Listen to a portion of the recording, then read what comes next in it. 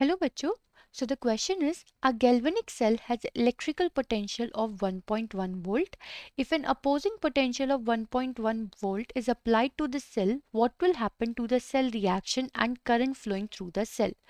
तो बच्चों देखो, इस क्वेश्चन में बोला गया है कि आपका जो गैल्वेनिक सेल है उसका जो इलेक्ट्रिक पोटेंशियल है वो है 1.1 वोल्ट, और अगर हम उसको अपोजिंग पोटेंशियल दे दे 1.1 वोल्ट का, तो उसकी सेल रिएक्शन और फ्लो ऑफ करंट पे कैसा इफेक्ट पड़ेगा।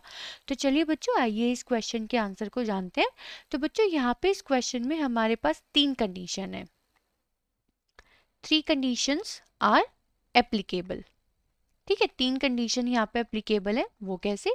तो आइए जानते हैं तीनों कंडीशन के बारे में।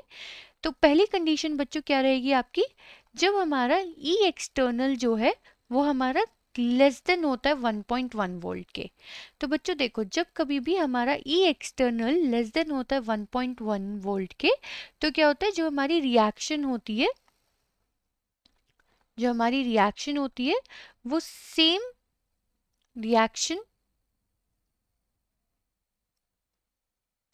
Reaction continue in same direction. ठीक है, in same direction,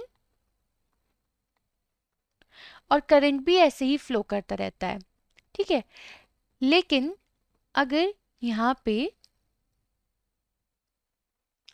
second condition देखी जाए कि जब हमारा ई एक्सटर्नल बराबर हो जाता है 1.1 वोल्ट के, तो उस केस में क्या होता है बच्चों, उस केस में जो हमारी रिएक्शन है, reaction stops and current flows. तो हम यहाँ पे लिख सकते हैं and no current flows through the cell, और अगर हम क्वेश्चन में देखें तो उन्होंने हमसे यही कंडीशन पूछी है कि जब हमारा एक्सटर्नल या फिर अपोजिंग पोटेंशियल 1.1 वोल्ट के बराबर का अप्लाई किया जाए, तब उसमें सेल रिएक्शन और करंट के फ्लो पे क्या इफेक्ट पड़ेगा।